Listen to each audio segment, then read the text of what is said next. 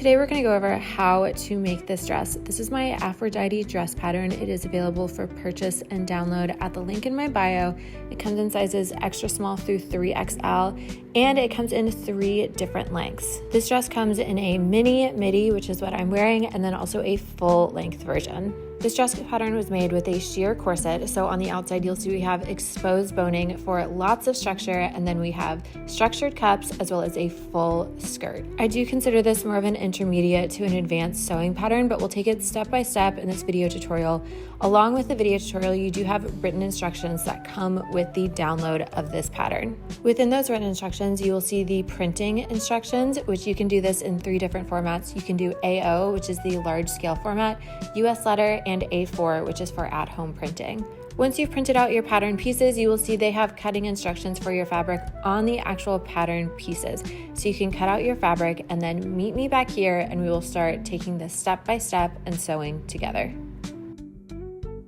So we're gonna start with the corset version of your top, so that middle section. You can see I have all of my pieces cut out right here, all mirrored. And what we're gonna do is we are going to start with one side and then we will connect at the center. If you've watched any of my other videos, you know I like to do that because it's very easy to get off. So I just like to start with one side, then the other, then we'll connect in the center.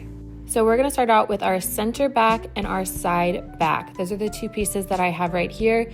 We're gonna sew this a little differently because this is a sheer corset. So normally you would always sew things with right sides facing. Because this is sheer and we're going to have exposed boning, we are going to sew everything wrong sides facing on our corset part of this. So I am placing my 2 pattern pieces, my center back and my side back, with wrong sides facing. I'm going to pin this together and I'll take that over to my sewing machine and sew this up. The pattern does have 1/2 inch seam allowance throughout the entire pattern.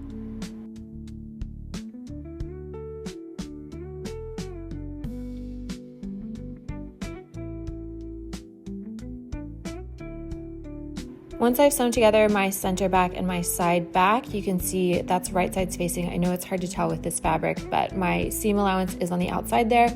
We're gonna do the exact same thing for our side front, and we're gonna place these wrong sides facing and align our side back to our side front. I'm gonna pin these into place, and then I'll take this over to my sewing machine and sew that side down.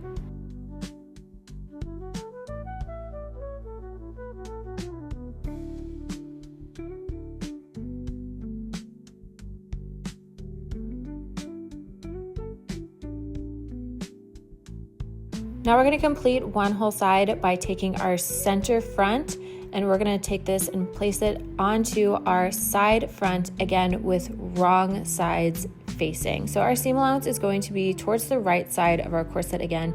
I know it's a little confusing because you will always do this the opposite way, but because this is sheer fabric with our exposed boning, we're going to do this entire corset part of this top with wrong sides facing. And this will make more sense if you've never sewn anything this way once we get to the boning portion of this where we put our bias tape on.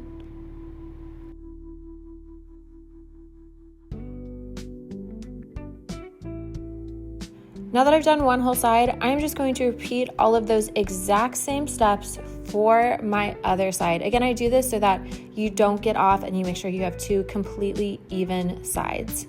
Once you've repeated those exact same steps for your opposite side, we are going to connect at the center front, our 2 center front pieces, again with wrong sides facing. I'm going to pin this into place, and then I'm going to sew down our final seam for the bodice part of our corset top.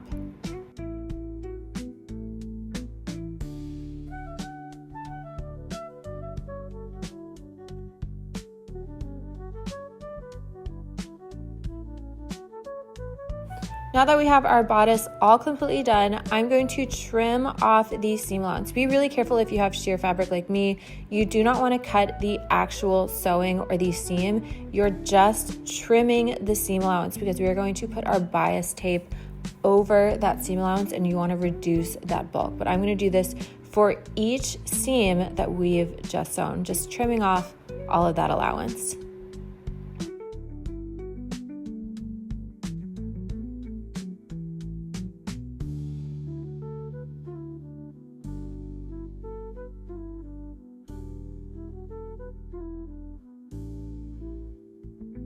Once I've trimmed off all of that seam allowance, we are going to get our bias tape out. Now you can also use ribbon for this version if you don't want to do bias tape.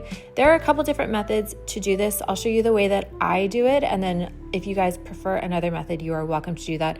But I like to just take my bias tape and I place it over those exposed seams that we just trimmed. So those seams are going to be hidden and concealed, and I just pin this down into place, and I do this for each seam along the entire corset. And then I'll take that over to my sewing machine and I'll sew down each side, which I'll show you guys once we finish this. If you prefer, if you have bias tape and you would rather just have one sewing line down this, you can unfold your bias tape and sew the right side of the bias tape to your corset, fold it over to the other side, and then sew it down once. That is a different method. If you guys prefer that, you are welcome to do that. The only important part is that we are creating channels that eventually towards the end we will put boning into to give our top structure. But as you can see, I like to just take my bias tape and I pin this down. Make sure you're covering that exposed seam.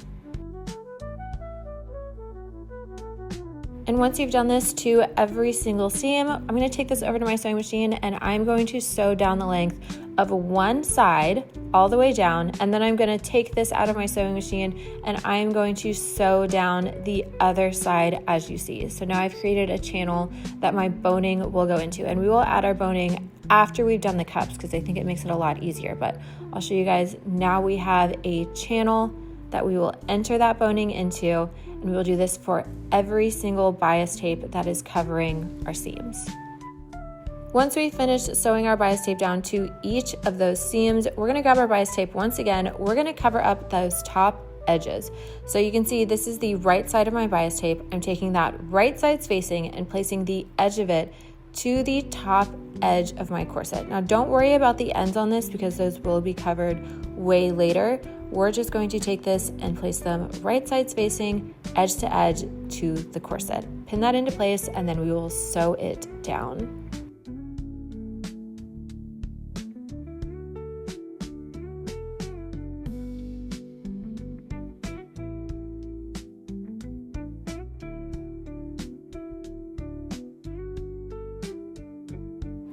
Here you can see I have sewn that down. Now I'm just going to trim off my seam allowance. Make sure you're not cutting the actual sewing. We just want to trim off that seam allowance. This is going to reduce the bulk, and what we want to do is we're going to fold over this bias tape twice to conceal all of those raw edges. So I'm going to take my bias tape, flip it over once, and then fold it over once more to meet the other side of the bias tape, and I will pin this into place. And then once I've got this all pinned, I'll take this over to my sewing machine and sew it down. So now we've concealed all of the raw edges for our bias tape and also for that top edge of our corset. And once you've done this for one side, we are just going to flip our corset over. We're going to repeat it for the other side. For our center part, we are actually just going to hem this. So what we're going to do is we're just going to fold this over a 1/2 inch, and I will take this over to my sewing machine and we will fold this down into place. I don't like to do this one with a bias tape finish. This one I just like to hem down into place. And once you've done that, all of the top edges of your corset should be finished. We're going to set this aside and we are going to grab your cup pieces. Now this next step is only if you're using that same sheer fabric that you have on your bodice for your cups. If you have a solid main fabric that you're using for your cups, you can skip this step, but essentially if you have a sheer one, you're going to need a backing fabric in addition to your lining. So that's what I have here is my main fabric and a backing fabric. You can just base stitch these together. I actually like to use a washable glue. This isn't going to be permanent because these are going to be all sewn together, but essentially you just want to have these stay together before you sew them. So again, you can use a basting stitch, you can use a washable glue stick, however you choose to keep these together, but we're just going to take our sheer fabric and add it to a backing fabric before we start sewing our cups or adding our lining. Once you've done that, or if you skip this step because you have a solid main fabric for your cups, we are going to start putting your cups together. Now, I have my back cup and my front cup. We are going to take these and place them right side spacing, pin into place, and we are going to sew those down.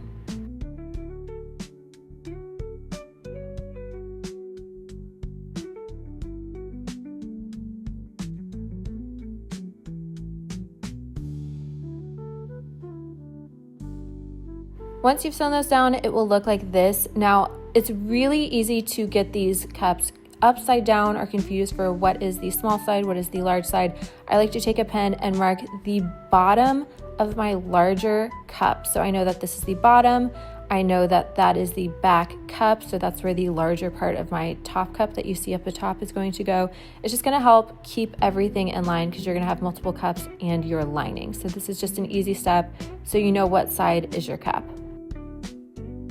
Once you've done that little mark, we are going to take your seam allowance and you are going to press that towards the back cup, the larger cup, so the one that you just made that dot on, and we are going to sew that down into place again towards your larger cup.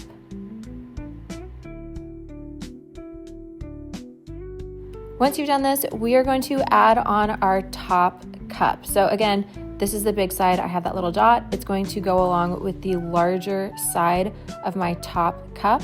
We're going to flip this so that it is right sides facing and the bottom of my top cup is going to meet the top of my two cups that we've just sewn together. I'm going to pin this into place and then we will sew this down.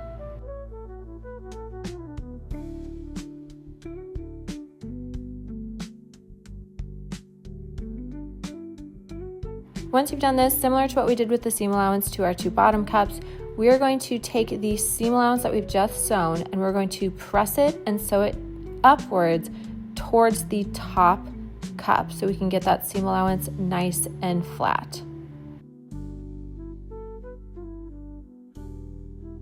You're going to repeat this for your opposite cup as well as for your lining, and if you have optional foam cups, you're going to repeat those same steps again for all of those. So if you're using foam, you will have 6 cups total. If you're not using foam, you should have 4. You can see here I'm doing my lining and I'm going to make a little dot at the bottom of my larger cup, again, just so I know which one's which. And I'm just repeating all of these same steps. Now, if you are doing foam, you should have enough structure for your cups to be fine. If you are not doing foam, I highly suggest using an underwire, which we do later on. It will help give your cups just a little bit more structure and help them sit nicer, but it is totally up to you if you want to do foam or an underwire or if you don't want either of those. Once you've sewn all of your cup pieces up, we're going to combine our lining and our main fabric. So what we're going to do is we're going to take this and we are going to take one of our lining pieces and place it right sides facing to its correct cup piece. So it will look like this. If you have foam, your foam will be on the bottom of your main fabric piece. So that way when we flip this all over, it will be hidden. So if you have foam, it will be underneath, and we're adding the lining on top with right sides facing. And we're just going to pin just along the top of the cup. We're not going to sew the bottom just yet. We are just pinning and sewing the top of the cup together. Once you've sewn that down into place, we're going to trim off that seam allowance to help reduce the bulk.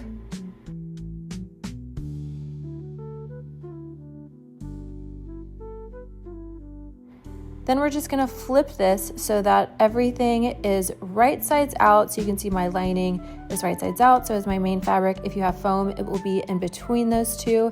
And I'm going to take this over to a tailoring ham and I'm going to give this a press. Be very careful and do this on light heat if you're working with mesh. And again, I'm doing this up against my lining because I'm not as worried about that. Sometimes mesh does not take heat very well. So be very careful when you're doing any ironing with this type of fabric. Once I've ironed that and made that edge much more crisp, I'm going to take this over to my sewing machine and I'm going to do a top stitch along that top edge of my cup.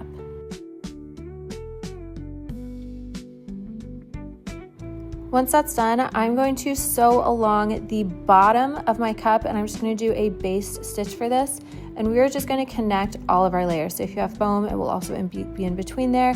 And we're just going to sew together our lining and our main fabric and make sure that bottom is closed up. This will help when we actually add the cups into our corset because then we can make sure we're not missing any fabric. But again, we're just doing a base stitch for this. This is to just hold everything in place when we eventually add our cups into our corset. We're gonna repeat those steps for both of our cups. So now if you have foam and lining, they should all be added and you just have 2 cups ready to go. And we are going to add these into our corset. Make sure that the larger part of your upper cup is towards the edge of your corset, so that'll be going out towards the sides. And we're gonna take our cup and we are going to place it right sides facing onto our corset. And we're gonna start pinning this into place. I do this pretty slowly, both sewing and pinning wise. This is a curve, so it's really, really easy to get off. I feel like adding the cups into a corset can sometimes be the most challenging part of doing something like this. So make sure you go extra slow, use as many pins as you need. I also am trying to make sure that my center seam of my cup is aligning with that center seam of my corset. That's my side front and my side back. On top of that, we want to make sure both ends of the cup, the top edges, are aligning with the top edges of our corset. So if you need to go back and fix some pins, just make sure you're doing this really slow, and then same with when you actually go to sew this in. Just go really slow because it is a curve and it's very easy to get off at points like this.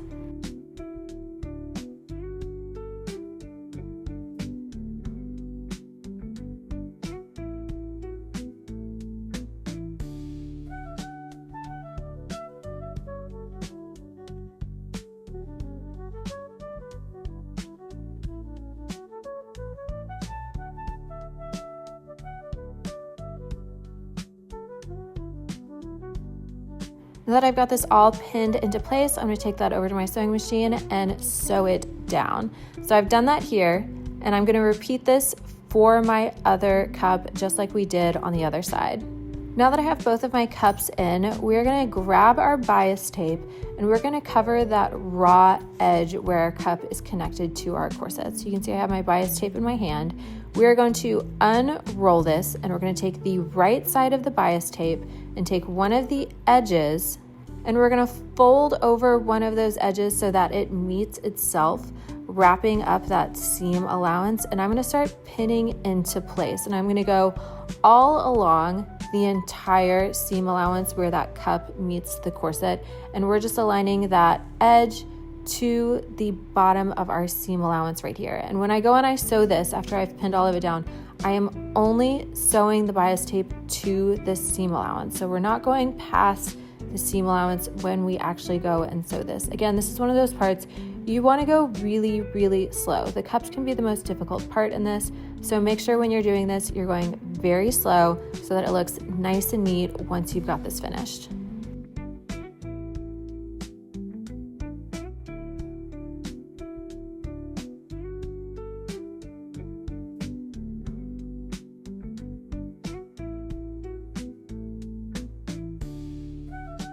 You'll see when I get to the edge, I am not closing off the edge like I did the front. That's because that is where we're going to enter in our underwire. If you don't have an underwire, feel free to finish off the edge like you did the front, but I'm gonna leave that open. And here you can see I'm taking this over to my sewing machine. I am only sewing this into the seam allowance. Once again, go really, really slow. Make sure you're not sewing into the actual cup or your corset, just sewing into the seam allowance. And because it's a curve, this is an easy place to mess up. So just make sure you go really, really slow when you do anything that's related to these cups and sewing. I know I probably sound like a broken record, but to me, I think cups is one of those things that makes a pattern a little bit more advanced and can be a little bit more tricky. If you've done a lot of them, you know that's an easy point to mess up and have to do over again. So if you haven't done them, just make sure you go really slow. And if you have to do them more than once, just know everyone has been there and that's very normal. Once you've done this, we are going to cut little tiny slits just into our seam allowance. Make sure you don't actually cut any of the sewing beyond this seam allowance. This is just going to help everything lay super flat when we eventually fold over our bias tape.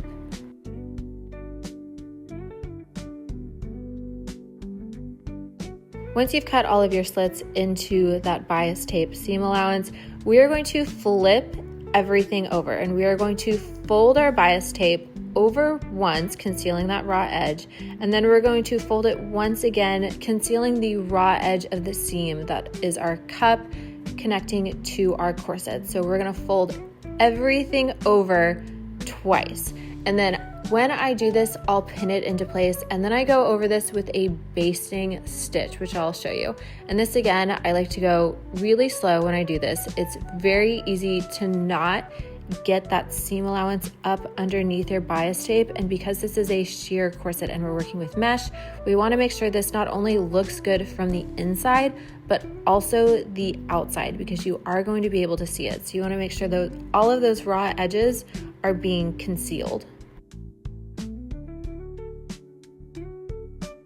You can see here I've got everything pinned into place. This is where I'm just going to do this by hand with a basting stitch, and I am going to sew down that bias tape, and I'll flip this over from the back to the front, again because we're using a mesh fabric, so you will be able to see this from the front. And I'm just going to move my little flower out of the way because I want to make sure that this looks okay from the front and the back. So I'll flip this back and forth as I do this to make sure that everything's looking right. And this basting stitch is really going to help when I eventually take this over to my machine and I sew this down into place. So I would not skip the basting stitch step. This will really help everything look super nice when you're ready to actually sew it down with your machine.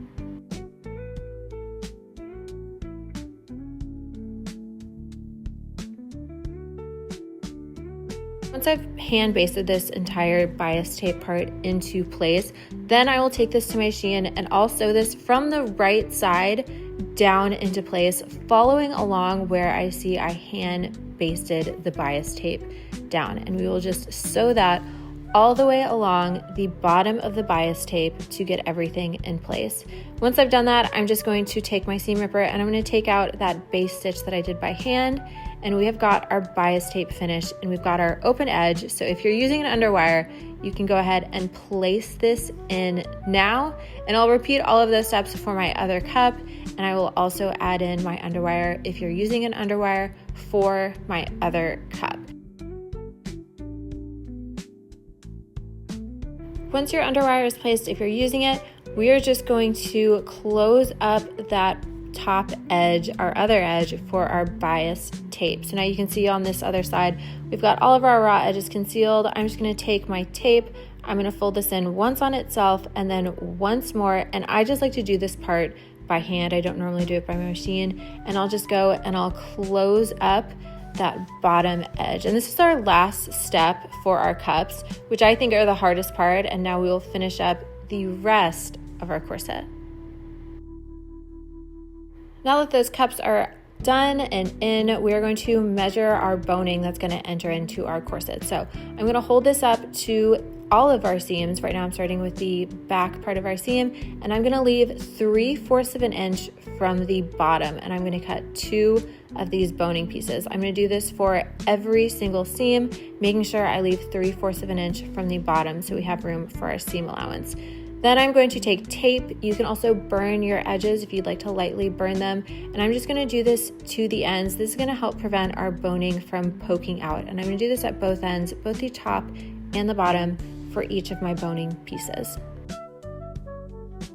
And once those are covered, we're just going to place those into our channels that we have sewn. This is going to help really have our corset kind of come to life, and you'll see it take shape and how those boning channels really look nice because now they're structured. And we're just going to put this in each one of our channels, entering in our boning, making sure you have 3/4 of an inch at the bottom so you have more than enough room to add your skirt. And once you've done your boning, you can actually set aside your corset, and we're going to begin on your skirt pieces. Now we're going to put that corset away, and we are going to grab your front skirt pieces. Here is my lining, and my camera is flipped, so where my hand is right now, that is the waist of the skirt. And I'm going to grab my lining and my main fabric. I have my lining face up, so the right side of my lining is on the wrong side of my main fabric. So those are on top of each other. And what we're going to do is we're just going to base stitch these together. So I'm going to base stitch all of the sides and the top together just to combine them to make them one piece. You also don't have to base stitch this with sewing. You can do that glue trick. I like to just take this over to my machine and I just sew all the way down the sides and the top waist edge. Once you've combined your lining and your main fabric on your front skirt piece, we're just going to repeat the exact same steps for both of your back skirt pieces with your lining and your main fabric. Once you've done that, we are going to start combining our skirt. So I have my front skirt piece right here. That was the top edge where my hand just was, and I'm going to push this over. So we're going to take this to the side, and I'm going to grab my back skirt piece for the corresponding side. We're going to connect these, but in order to make our entire dress seamless without any raw edges, we are going to do this with a French seam, which I will explain. But that means we are going to put these together wrong sides facing. We're going to do this all the way, wrong sides facing. If you don't mind having an exposed seam, or you can serge the edges on the inside of your garment, you can choose to do this normally and do this right sides facing and then sew this down. But if you want a completely clean garment on the inside, we're going to do this with a French seam, which I'll show you how I do. So we are going to pin this into place, our back skirt and our front skirt, with wrong sides facing. We're going to sew this down with a 1/4 inch seam allowance because we have a 1/2 inch seam allowance total. So we're going to sew this down with a 1/4 inch seam allowance. We will flip it, press it, and then sew it down once again. And I'll take this much sewer. You'll actually see these steps as we go along, but I just wanted to explain what we're doing with this French seam. And again, you do not have to do a French seam if you choose not to. So here you can see I have pinned everything into place. I'm going to sew this down with a 1/4 inch seam allowance. Once I've done that, I'm going to trim off all of my seam allowance. This is going to help reduce bulk for that seam.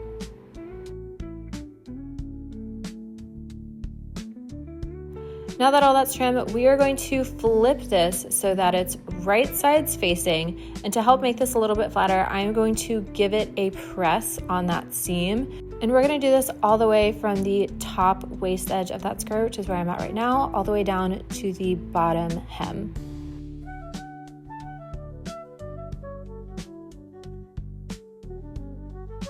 Once that's been pressed, and normally I would just take this over to my sewing machine and sew it, but for the sake of the video, I'm going to pin this down into place with right sides facing, and we are going to sew this again with a 1/4 inch seam allowance. This is going to conceal all those raw edges because it's going to be inside the seam, so you won't see any raw edges both on the outside or the inside. That's the beauty of a French seam. It does take a little bit longer, but it will make your garment look very clean, both from the outside and the inside. So again, I'm just pinning this all the way from the top to bottom. Then I'm going to take this over to my sewing machine, and I am going to sew this with a 1/4 inch seam allowance.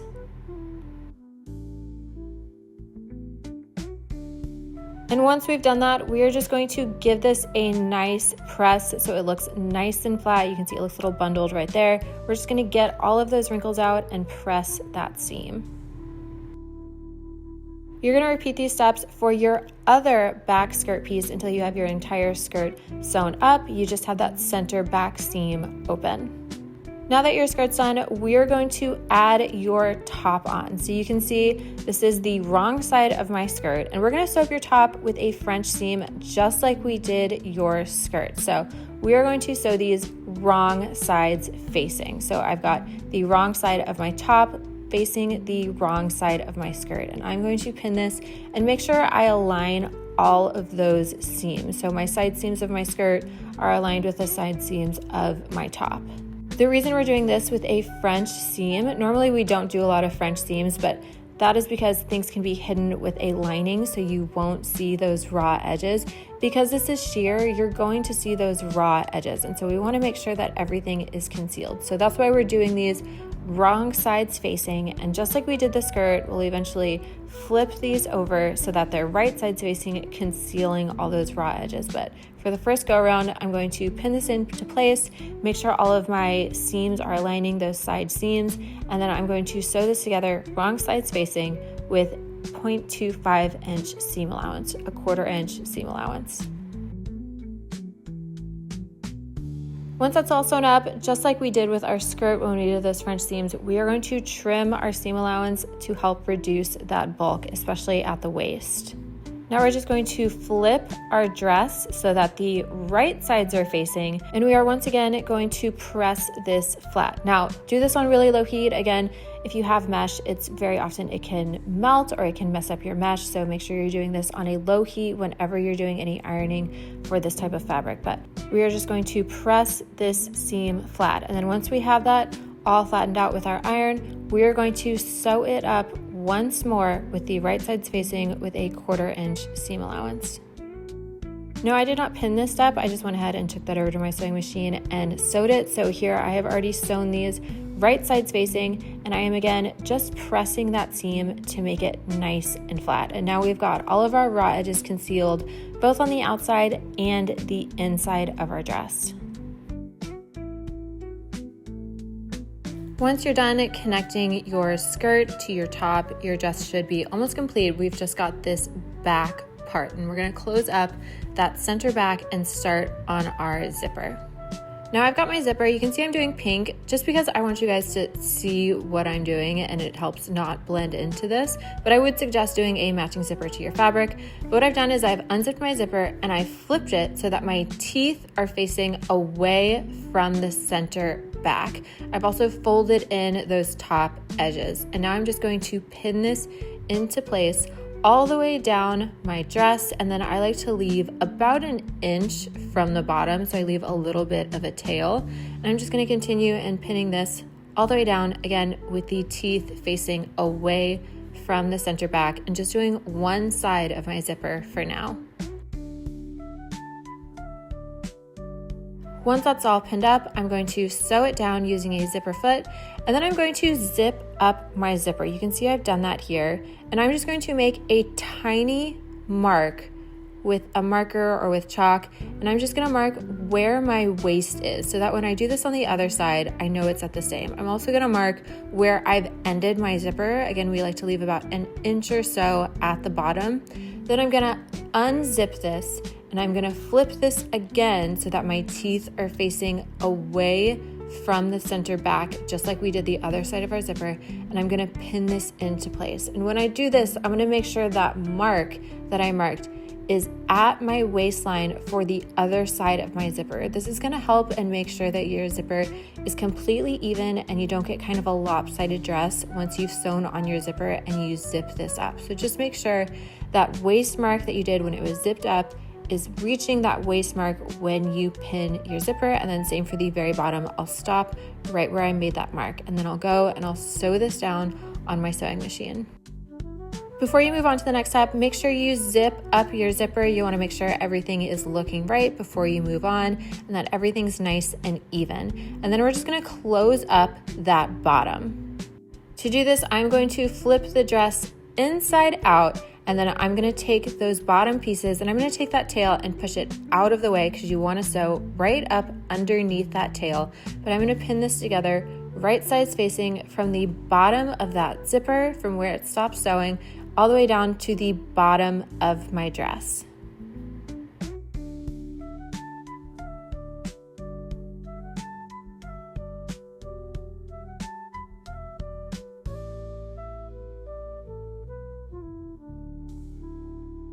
Once that's sewn, we are going to give this a nice press. Make sure that's nice and flat because it's going to make the next step much easier. And that's that we are going to cover all of those raw edges from the top to the bottom in a bias tape. So you can do this by pinning it, or I like to actually just take it over to my sewing machine, and you can see I'm doing that now. And I'll do this one bit at a time, making sure my bias tape is folded in so there's no raw edges, and it's concealing both the zipper tape and the raw edge of my dress. And again, I'll just do this bit by bit, making sure I'm concealing all of it.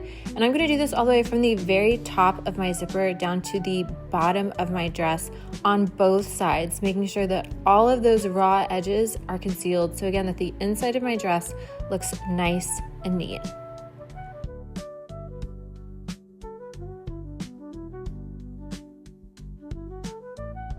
Once you've done this for both sides, we are just going to hem up our dress. Now, normally, if I didn't have these flowers, which I left raw because I wanted those flowers to hang, I would fold up the main fabric with the lining. But since I'm leaving those flowers for this example, I'm just doing this with the lining. If you don't have those, make sure you fold up your main fabric with the lining. But all we're gonna do for our very last steps is just do a rolled hem. So I'm going to roll this over once to conceal the raw edge, and then once more onto the fabric, just creating a rolled hem. And then once I've got this all sewn down, I'm just going to give it one last press to make it look nice and flat.